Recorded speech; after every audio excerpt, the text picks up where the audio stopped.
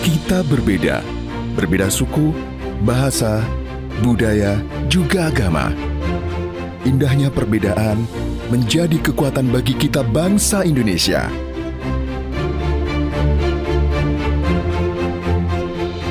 Perbedaan bersemi indah dari Sabang sampai Merauke menjadi identitas bangsa Indonesia di mata dunia. Keberagaman juga meningkatkan persatuan dan toleransi pada masyarakat.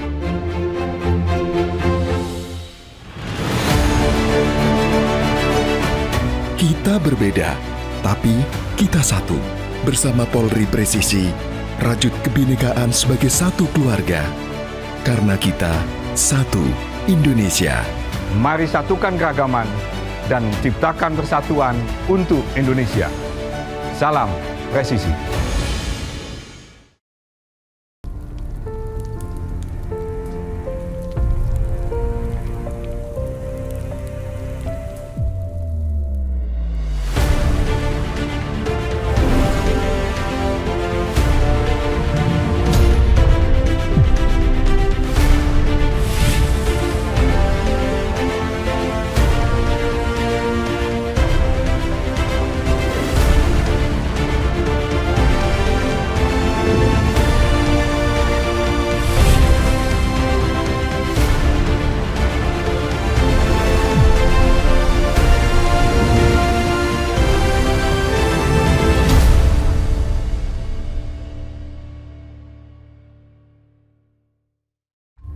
Proklamasi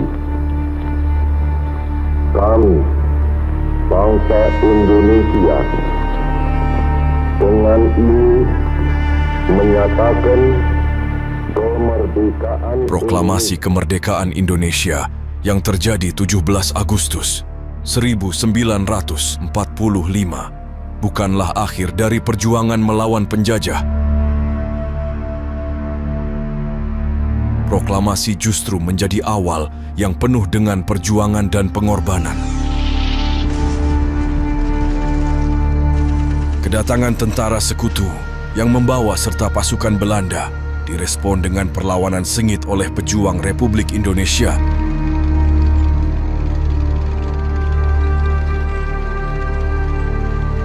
Pasca agresi militer, satu situasi memburuk. Remain in Republican territory. There remains the threat to the very existence of the Republic, and therefore also to lasting peace.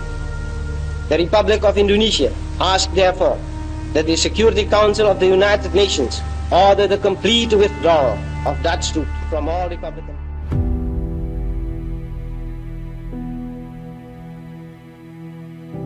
Karena ditandatanganinya perjanjian Renville, wilayah Jawa Timur berkurang secara signifikan.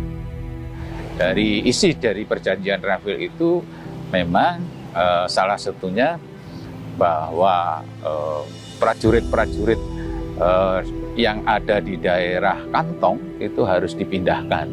Oleh karena itulah dibuatlah garis Parbuk, ya, garis demilitarisasi zone, ya.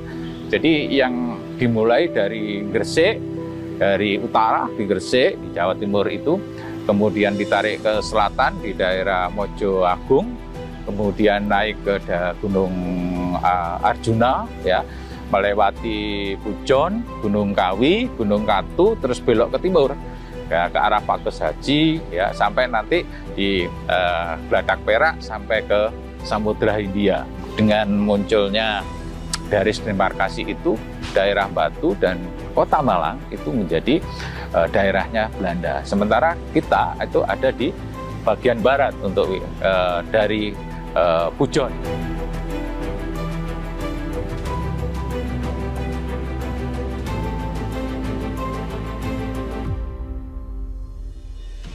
Pada masa itu, garis demarkasi dijaga oleh Kesatuan Polisi Keamanan yang berada di bawah Komando Inspektur Polisi Garjito. Garis status quo di dalam perundingan kapal Renville Belanda pada saat itu dengan pemerintah Republik Indonesia, maka garis tempur yang sebelumnya itu di lereng gunung itu, lalu dengan perjanjian ini kita harus diundur 3 km jaraknya dari tempat di mana pertempuran itu terjadi. Dinyatakan bahwa status quo ini harus dijaga oleh PK, militer tidak boleh duduk di situ. Jadi untuk pengamanan ini harus khusus dijaga oleh PK yang sekarang menjelma daripada Polri itu. Pasukan polisi ini menempati 3 pos yang tersebar di sekitar garis demarkasi. Di sisi lain, pasukan polisi keamanan dari pihak Belanda, Veiligheidspolitie, juga mendirikan pos untuk mengamankan wilayahnya. Pujon menjadi satu daerah kunci, ya. Mengapa? Karena ini juga pintu masuk untuk masuk ke wilayah barat, ya, di Karisidenan Kediri. Daerah Pujon sebagai salah satu garis depan pertahanan Republik Indonesia di Jawa Timur. Nah, disitulah peran polisi sangat penting karena polisi bekerja sama dengan TNI itu ada menjaga dari pos-pos demarkasi tersebut. Suasana di garis status quo diramaikan oleh aktivitas masyarakat yang akan melintasi pos jaga dari wilayah kedua negara. Rakyat Indonesia yang melintasi pos jaga Belanda mengalami penganiayaan dan perampasan. Tindakan kekerasan itu memancing reaksi para pejuang Indonesia dan polisi keamanan untuk membela rakyat yang tertindas oleh pasukan Belanda.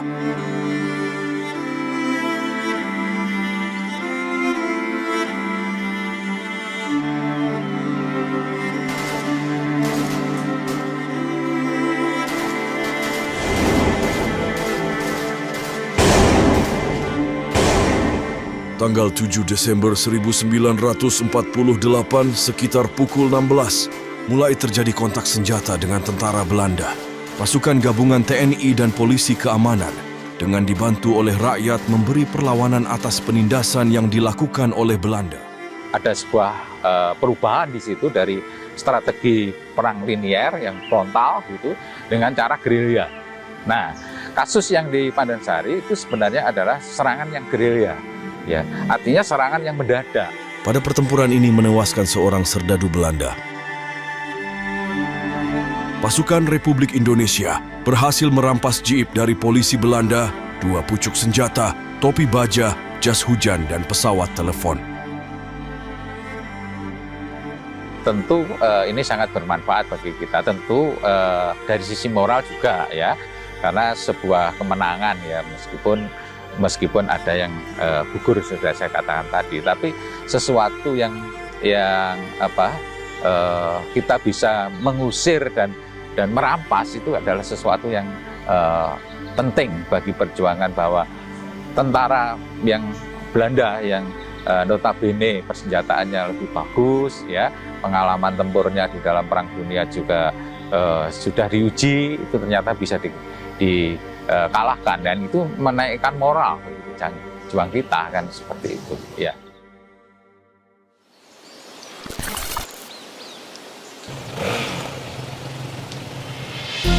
Indonesia adalah paru-paru dunia, menjadi rumah bagi beragam flora dan fauna.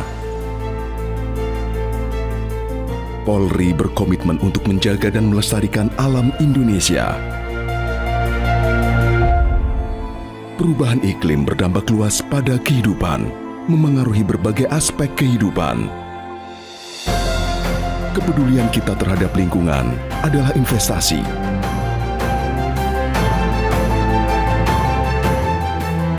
Menjadi warisan terbaik untuk Bumi Pertiwi.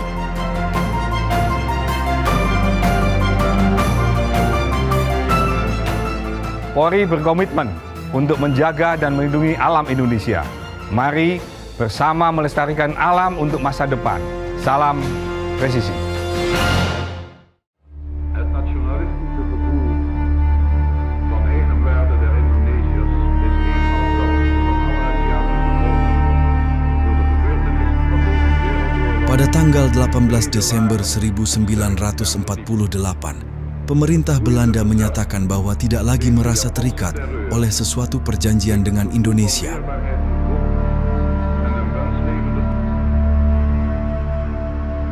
Tidak ada tingkatan lagi di antaranya. Kami telah gandrung merdeka. Janganlah bermain dengan kata-kata. Lagi pula, Van Moog dan Van der Plas, tidakkah tuan-tuan di belakang kata tuan-tuan itu, tuan-tuan telah sediakan bom dan dinamit? Tidakkah tuan-tuan bersama-sama Amerika, Inggris, dan Australia telah menyerang bangsa Indonesia? Kami gandrung kemerdekaan. Semboyan kami ialah merdeka atau mati.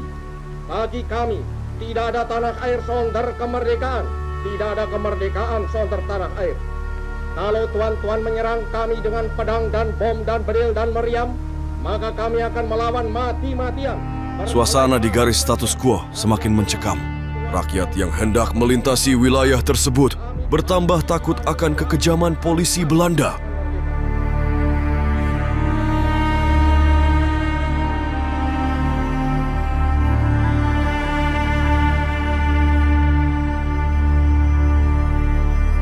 Itu sebenarnya dimulai dari pernyataan sepihak, ya, pihak Belanda bahwa dia tidak terikat perjanjian Renville, ya, dan itu terjadi tanggal 18 Desember 1948 jam 11.40 malam, gitu ya, berita itu, ya, jadi malam, sehingga jam 12 berikutnya setelah jam 12, ya, tanggal 19, mereka sudah melakukan serangan militer. Sehingga kalau kita baca di dalam fakta-fakta menyerang ibu kota Republik Yogyakarta, itu kan pagi-pagi sekali, ya, pagi-pagi sekali. Pagi-pagi tentara Belanda dengan menggunakan lintas udara menyerang daerah ibu kota. Dalam waktu singkat, Belanda dapat menguasai lapangan terbang Maguwo dan Yogyakarta. Malam dinyatakan begitu, paginya mereka melakukan serangan yang sudah disiapkan. Ya, sebenarnya kan target utamanya itu adalah Medalan, pembangkit listrik yang ada di Kasembon. Karena apa? Karena memasok listrik ke arah Pujon dan Batu. Ya, nah ini kalau tetap dikuasai Republik, tentu ketergantungan listrik ini pada Republik ini kan tinggi. Dia harus melalui garis demarkasi, di mana itu ada pos-pos. Sekitar jam 9.30, datang 3 orang tentara Belanda mendekat ke pos polisi keamanan 1, tapi tidak melakukan apa-apa.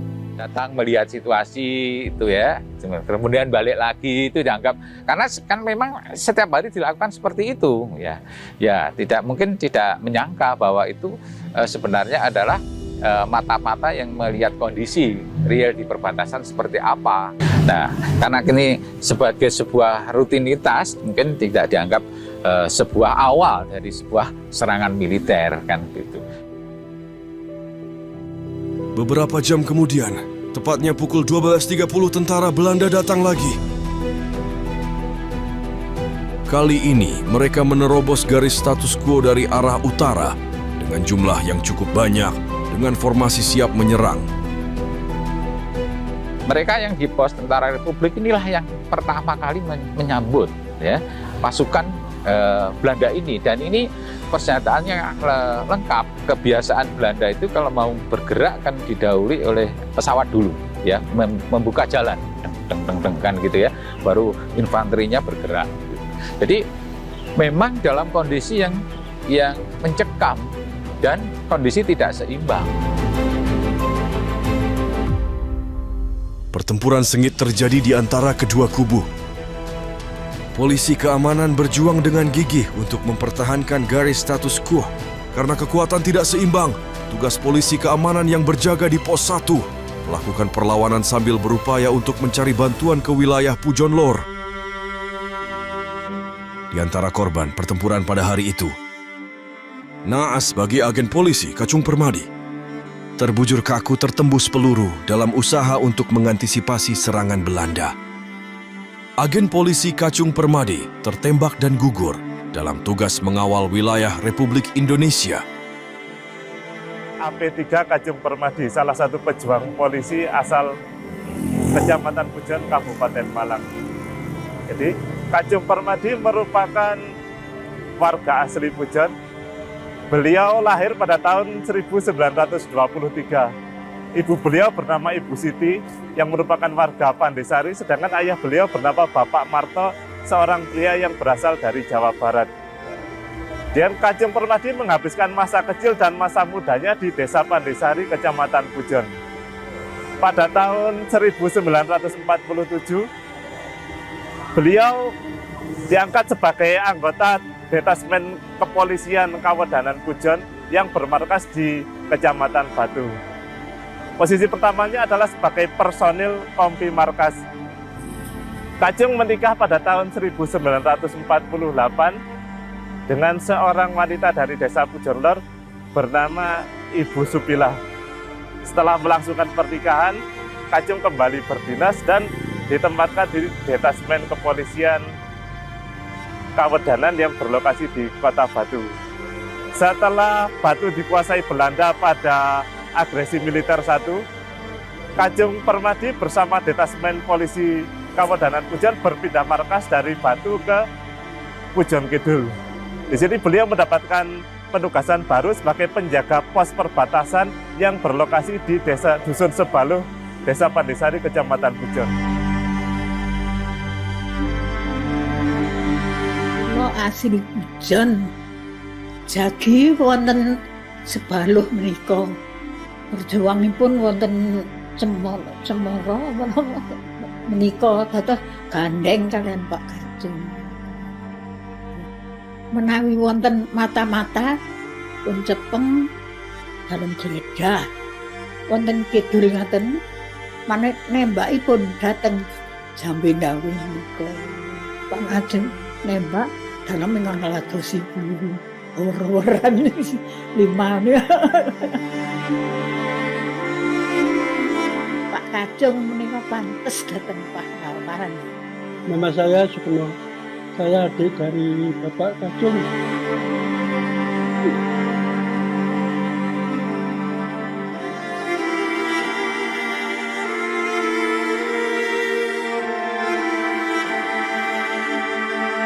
Membela bangsa dan negara sampai akhirnya dia tertembak 3 kali di kepala, di dada dan di punggung. Pertama dimakamkan di makam umum Gesingan. Kedua dipindah ke makam umum Sebaluh. Setelah kemerdekaan dipindah lagi ke Taman Makam Pahlawan Suropati Mbati.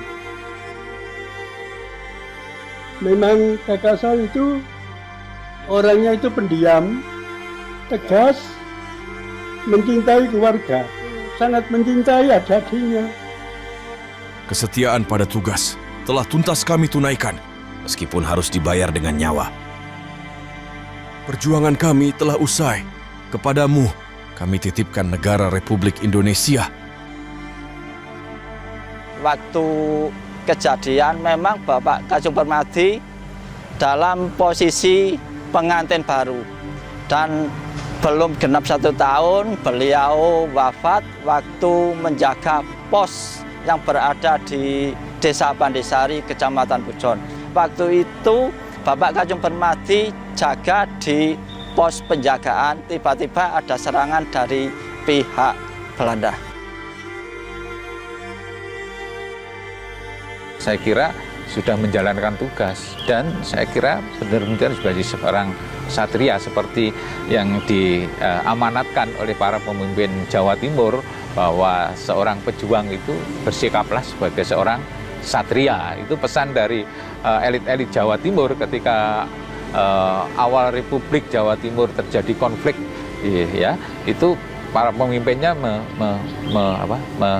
sosialisasikan ya, nilai-nilai yang harus dipegang oleh para pejuang. Ya, itu salah satunya adalah jiwa satria. Saya kira seperti itu.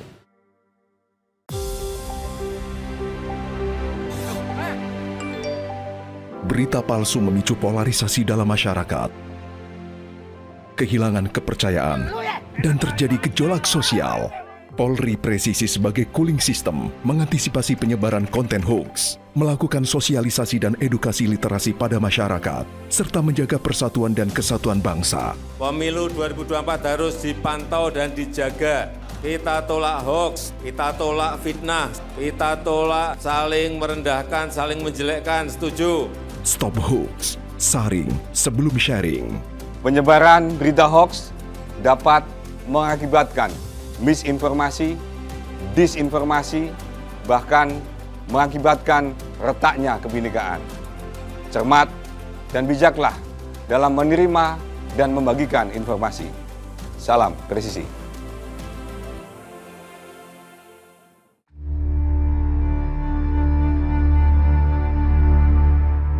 Untuk mengenang pertempuran yang terjadi di sekitar garis status quo Pandesari yang menyebabkan gugurnya para pejuang, maka pada tahun 1982 dibangun Monumen Perang Kemerdekaan. Diharapkan generasi penerus dapat mengenang sekaligus meneladani semangat patriotisme dari para pejuang yang gugur.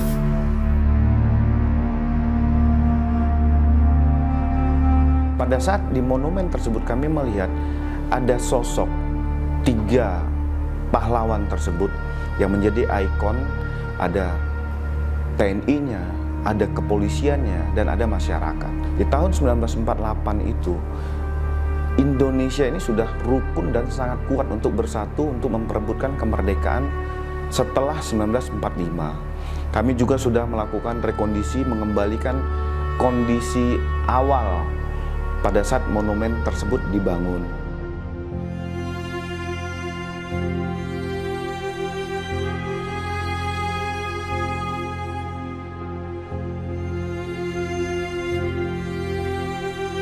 Di sini ada 17 bambu dan 45 peluru, di mana bambu yang berjumlah 17 ini filosofinya adalah tanggal kemerdekaan Indonesia tanggal 17 Agustus, kemudian 45 peluru filosofinya adalah tahun kemerdekaan Indonesia tahun 1945. Di sini ada relief kapal Renville, di mana Renville ini merupakan cikal bakal, merupakan latar belakang utama dari pertempuran yang terjadi di sekitar garis demarkasi Pandesari.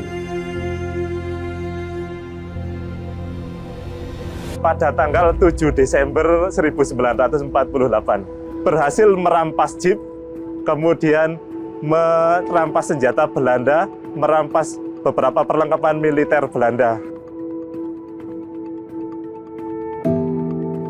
Relief ini menggambarkan peristiwa yang terjadi pada tanggal 19 Desember 1948. Di sini patung ini menggambarkan pejuang yang gugur pada pertempuran tanggal 7 dan tanggal 19 Desember 1948 di garis status quo Pandesari. Di sini patung tonggak kayunya menggambarkan pewarisan semangat dari generasi 45 ke generasi saat ini. Kemudian dipertegas lagi dengan prasasti yang ditandatangani oleh Bapak Budi Hermanto waktu itu sebagai Kapolres Batu, yang menegaskan bahwa polisi ikut berjuang di pertempuran sekitar garis status quo Pandesari pada tanggal 7 dan pada tanggal 19 Desember 1948. Mengingat sejarah perjuangan mungkin yang nggak boleh kita lupakan ya.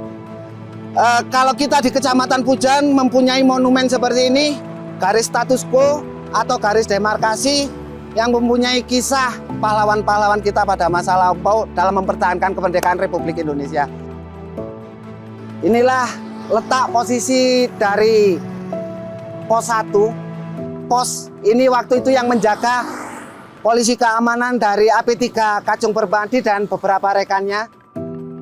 Disinilah letak pos keamanan yang kedua, ditandai dengan, kalau orang sini bilangnya, pohon luh, dan ada tempat pemandiannya.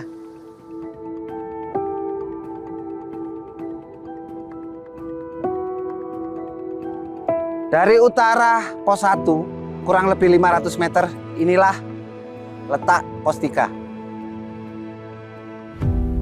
Ini memberikan penghormatan terhadap perjuangan agen polisi tingkat 3 Kacung Permadi, memberikan nama jalan di depan Polres Batu dirubah dari Jalan Bayangkara menjadi Jalan Agen Polisi Tingkat 3 Kacung Permadi, di mana itu adalah yang secara resmi kami juga bekerja mohon izin kepada warga sekitar, ada sekolahan, ada warga masyarakat, sehingga ada peraturan wali kota yang dikeluarkan terhadap nama jalan tersebut.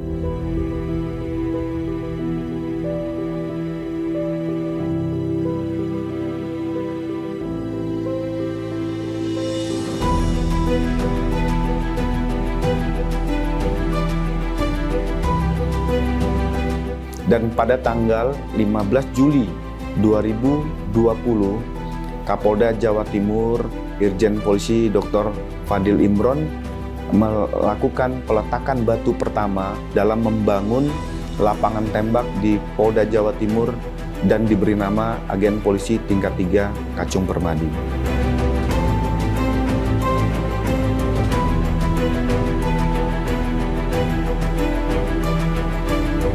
Kepada seluruh anggota Polri, kita harus bisa melihat nilai moral, nilai kejuangan yang dilakukan oleh pendahulu kita.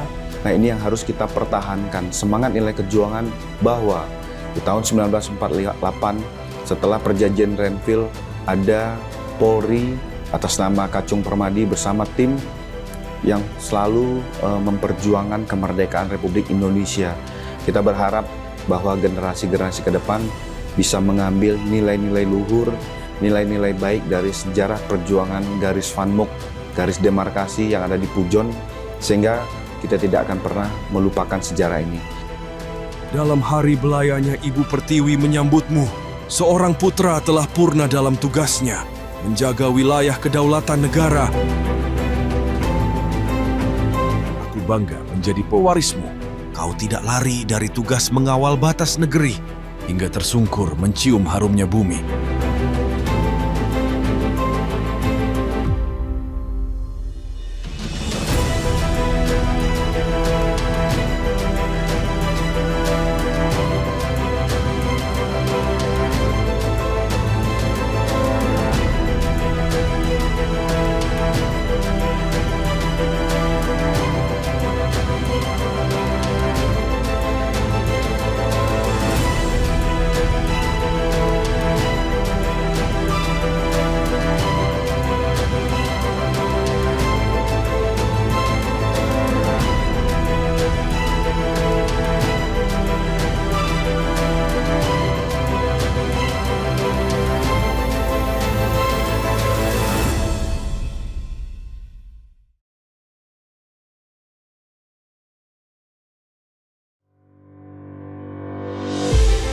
Indonesia hidup berdampingan dalam keberagaman.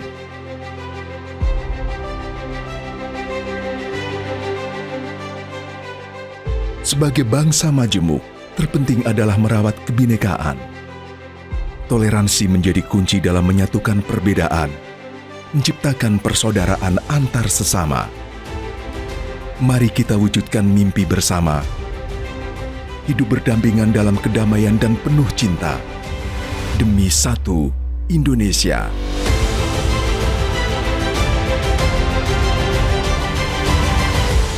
Indonesia adalah negara yang kaya akan kebinekaan. Mari kita saling menghargai dan menghormati perbedaan serta merawat peradaban demi persatuan dan kesatuan NKRI. Salam presisi.